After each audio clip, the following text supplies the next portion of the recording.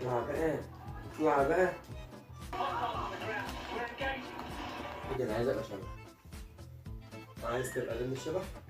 لا بس نفسي البنات تعجب بيا وتقول عليا سبايدر مان او باتمان.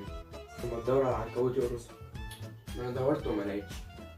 ما نفسكش تبقى راجل دبانة وده مميزاته الرزالة. حلو.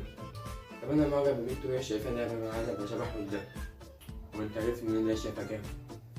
كل ما تبص لي في الفصل تقعد تضحك. هقدم الورق والبتاع، هقدم لك المعلومات اللي عندي.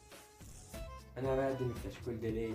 هقدم الكشكول ده انا ممكن اللي فيه كل مليون كاس قهوه اللي عليك، كل درجاتك اللي انت بتقدم علينا فيها.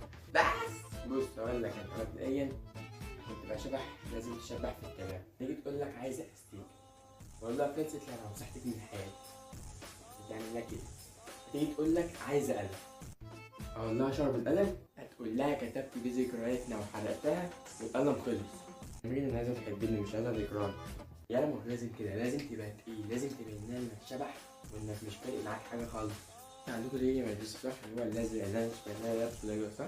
اه. ما تروحش بيه، هتتذل وتتهان ويتعلم عليك ويتعامل عليك نمر من المدرسين، فهيسيب لك انك شبح، هيبان انك انت عيل خطر، عيل فقي.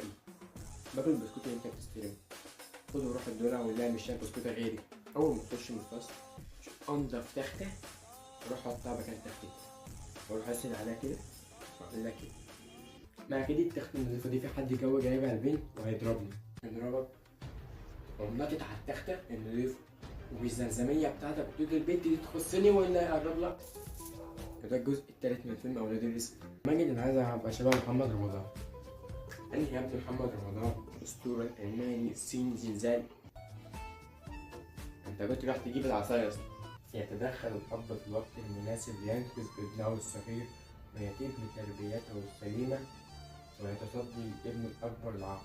ده الجزء الكام ده؟ الحلقة الأخيرة.